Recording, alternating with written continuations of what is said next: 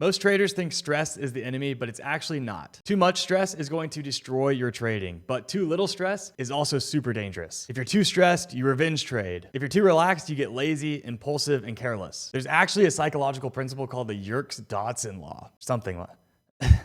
And honestly, when I found out about it, it was eye-opening to me. What I learned about the performance from it is that zero stress is not actually the goal. The goal is optimal stress.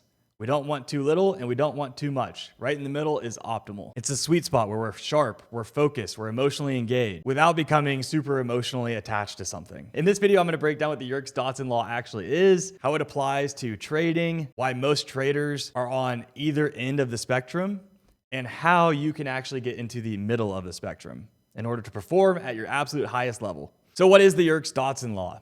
The Yerkes-Dodson law, basically you can think of it like a bell curve.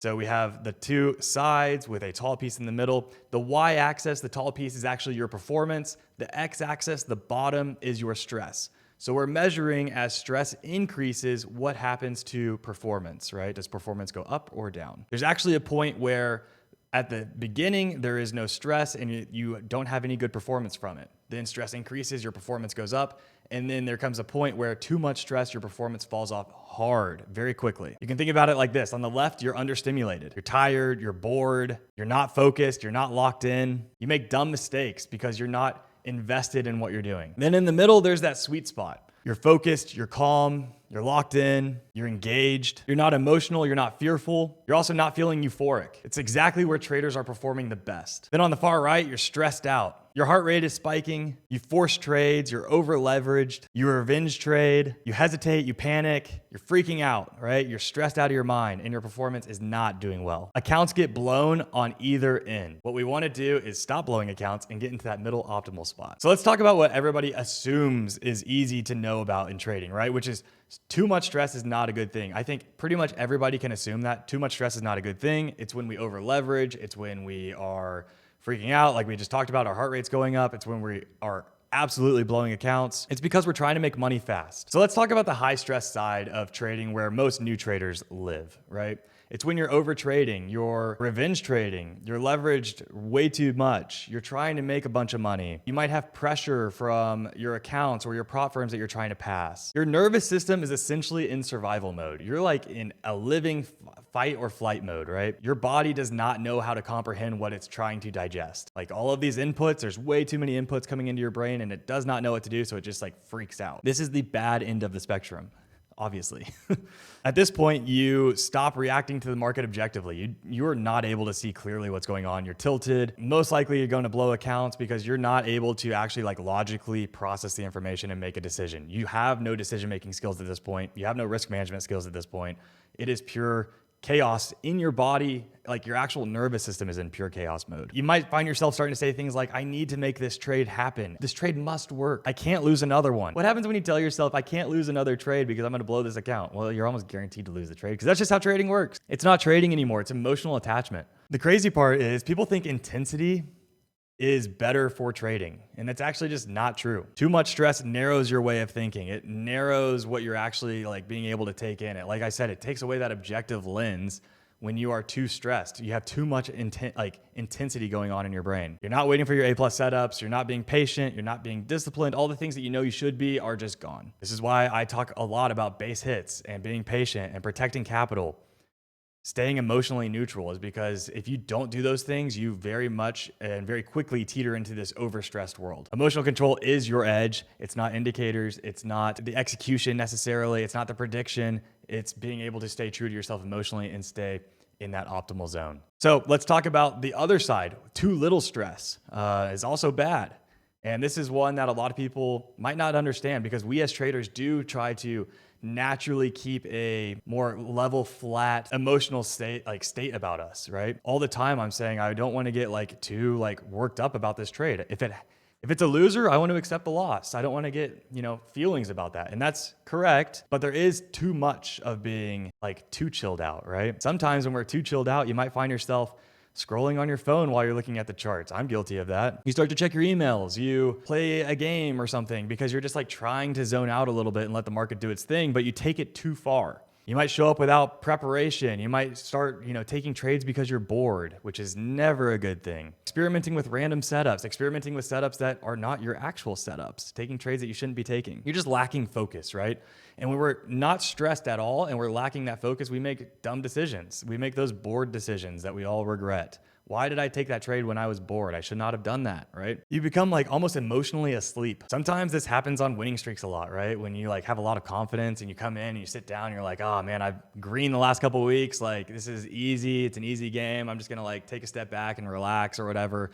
And then we kind of forget the edge and forget that scared side of trading, right? And all of a sudden like, you open your stop loss up because you've been winning a lot and you're pretty calm about it and you don't have that sense of urgency. And so you open your stop and like you take massive losers and all the bad cascading effects, right? You stop respecting the market essentially and you get sloppy. And this is why the bell curve exists, right? That's not a healthy way to be trading, and neither is the overstressed way of trading. The healthy way is right in the middle, right?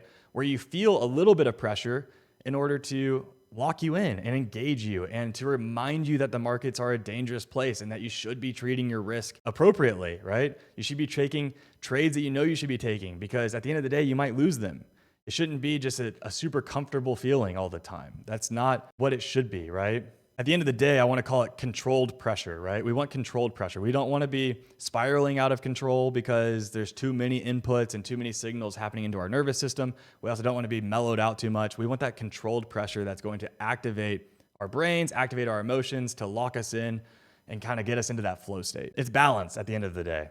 Being in that optimal zone is all about balance. It's about balancing your stress, balancing your emotions, being focused, prepared, calm, alert, patient, emotionally detached. You care enough to stay engaged, but not enough to get emotional about the outcomes. It's balance. You're respecting risk without fearing risk. Super hard to do. Super important though. This is why routines matter so much for traders, right? This is how you get into that optimal zone, is by having a routine that you follow every single day. Things like good sleep, good food, journaling, understanding your data, right?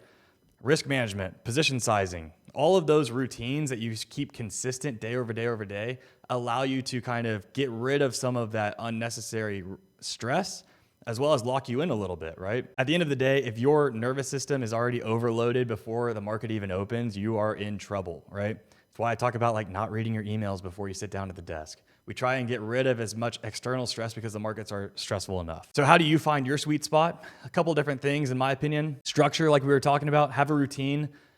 Play around with what works for you on your routine. Play around with how much sleep you absolutely need to get. What type of breakfast you really should be having. What type of setups you really should be trading. How much size you should really be trading based on your account size and your risk parameters, etc. What do you feel comfortable doing versus like, I am way too stressed out, right? Have a process. I think another thing that's super important in order to fight the lower side of that, the boredom side, right, is to make sure you have a checklist of like, what am I actually looking for to get in? What setups am I willing to take today? What am I willing to actually get into so that I'm not doing things that I have not pre-planned in advance, right? Or like, this setup is not even remotely in my playbook. Why am I taking it? That should eliminate that problem. Understand the volatility, right? Sometimes it's not volatile enough and it really like puts us to sleep at the desk. Probably not a good time to be trading, right? Sometimes it's way too volatile and we are like feeling that energy through the screens. Also probably not a good time to be trading. So there's a lot of different inputs out here that you can kind of look at and start to have a little bit more of a cognitive approach of like, I'm feeling a certain way and I should make note of that, so where I'm not feeling that way and trying to trade again. So at the end of the day, like, trading is a completely emotional, mental psych game. It's about managing your stress, keeping it in that optimal spot. I hope that this is at least, interesting and eye-opening like it was for me, of like, I need to be aware of when I'm super bored and I need to be aware when I'm hyper stressed. I'm naturally aware when I'm hyper stressed. I'm not naturally aware when I'm really bored and like too calm and too chilled out, because a lot of times I'm seeking that. When like reality is like, I do perform better when I'm slightly more in that controlled pressure area where like I care about the risk that I'm putting on. I care about the entry and I care about the sizing and all of those things. So hopefully this, hits home and you're able to kind of focus on those areas. Make sure you subscribe if you enjoyed this video, a little bit more on the psychology side, and press the thumbs up button. Let me know down below if you have any interesting comments on how you manage stress. See you in the next one. Peace.